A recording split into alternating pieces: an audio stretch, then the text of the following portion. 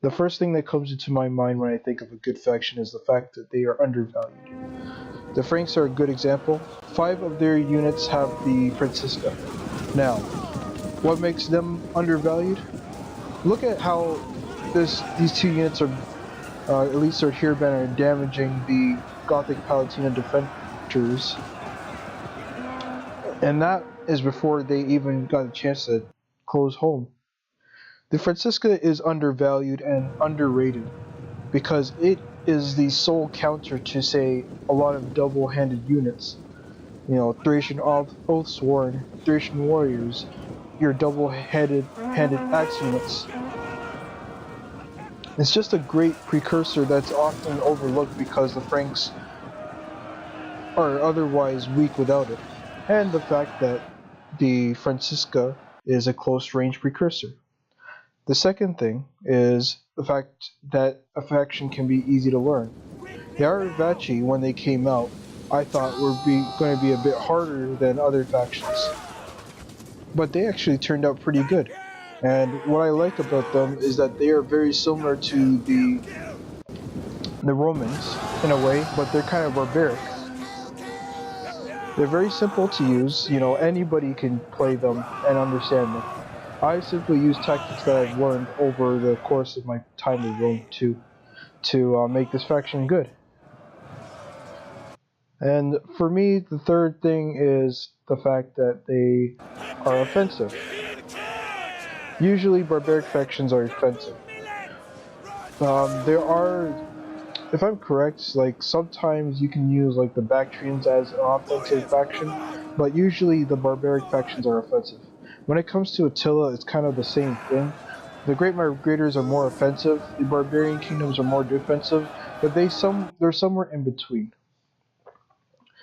So yeah, things like this are what I feel is, say, what makes a faction good.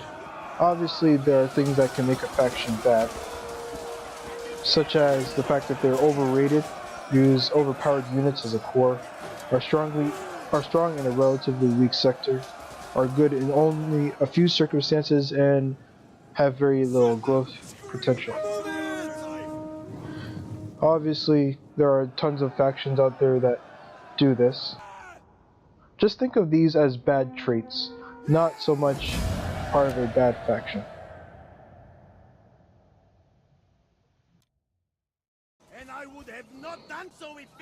Basically, I'm going to show you guys a replay. I'm playing as the Masazli, my opponent is playing as Rome, and if you know, they have very similar rosters, but there is one significant difference that I'm going to show you now. So, basically, the Masazli have armored Numidian cavalry. The difference between that and regular Numidian cavalry is the fact that they have armor, obviously, but they also are medium, and they have, say, more melee damage, which would make sense for a Jav Cav. Notice how I use this faction. This isn't because I just picked it up. This is because I understand how they work, because I have used other factions that have used Javelin Cavalry, most notably the Hellenic factions, most notably the Nomads. Sometimes I play as Tylus, Galatia, and the Etruscan Kingdom, but this is more because I understand how necessary it is to keep your distance because they are slower. See, Tylus, Etruscan Kingdom, and Galatia have lighter cavalry, but Tarentine cavalry are also medium. Because I know the distance between how a melee cav unit can charge and how a regular unit of cavalry can charge, I keep my distance and I make sure that I don't, get too close. And notice how I'm microing over here, as well as making sure my army is also being microed, because one wrong move and everything can go wrong. Again, this is just from experience, but it's also from understanding how the faction works, and this didn't come from me playing the faction a lot.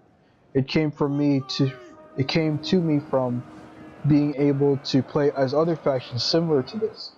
But I'm also going to show you guys what can happen when you don't understand the faction. I did this kind of on purpose to make this video, but basically I'm not microing that much anymore. And notice how I'm keeping my infantry in a static position. I'm also not microing my army efficiently. My army could be supporting each other. As you can see, the legionaries are not supporting each other here, as well as my cavalry are getting stuck constantly into the Roman infantry, which, you know, they can't stand in a melee fight.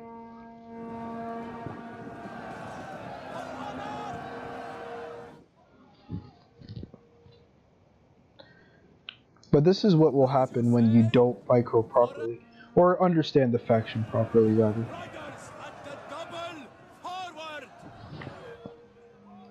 Notice how I haven't charged his units. All of this could have been avoided if, you know, I understood the faction a bit better. Assuming that I didn't, of course. But notice how this is what would usually happen if you don't understand how the Romans work. You know, where supporting each other is, you know, paramount to how the Romans operate as an army. Like I was saying, once these guys get flanked, you know, that's when they start to have a lot of problems. Getting flanked, getting outnumbered, all of that just adds up and really messes you up. As you command.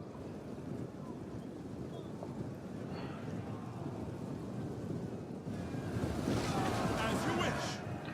Now I'm going to move on to a replay I got in Total War Attila. As you wish. In this one I am playing as the Huns. My opponent is playing as the Western Roman Empire. Now I take over my experience from Rome 2 and apply it into Attila. As the Huns are the main faction, you'd expect them to be the strongest faction in the game. Technically they aren't, however, and the reason is because of how horse archers operate. This doesn't stop me from playing as the Huns, obviously, and I enjoy how they operate because now all horse archers have 150 range, not just the woman. All archers except the longbow archers also have 150 range, and the slingers have 100 except the Armenian slingers. Now notice how I have brought units that I usually don't bring if you have seen my replays before. This is just to prove a point.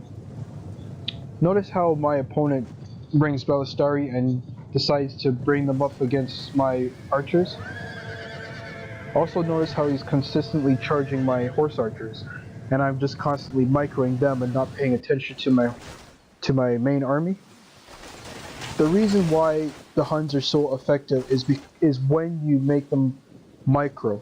You know, the nomads in Rome 2 are a micro-intensive faction that they demand it so much. But in Attila, the Huns will demand micro. They demand it more because they are a weaker faction in general. I just brought the shield archers because I thought, you know, just in case I had to micro my horse archers more, that they'd come in handy. Now my opponent brought Balistari, who are usually devastating against, say, armored units, but he's going up against archers with shields, so they're able to fire back.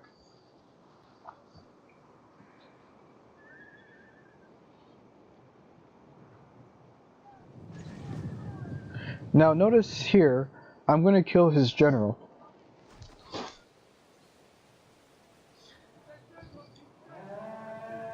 And what this does for me is this allows me to, say, take the initiative.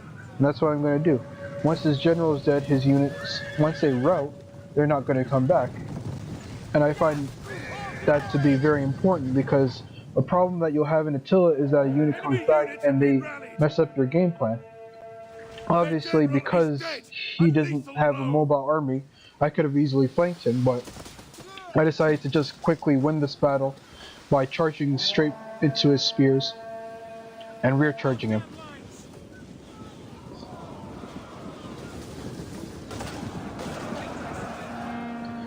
Now obviously this is going to just cause a rout, you know, all across his cheap units. My units are fine, you know, I don't have any problem with them. But this is what happens when you play against a faction that you might not be too well good against, or you don't know as well as you should. And I have a feeling that my opponent didn't know how to counter the Huns effectively. Now in a land battle like this, it's very difficult to play as the Romans against the Huns, especially if you play them correctly. All I did was I brought 2 horse archers, and that's all it took for me to win. You know, it wasn't a difficult battle at all. So that's what I think a good faction should be.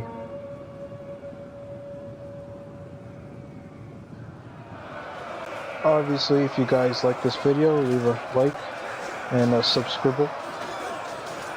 And obviously, this is the first time in a very long time that I've used Vegas Pro. So any feedback would be great for me. Bye guys.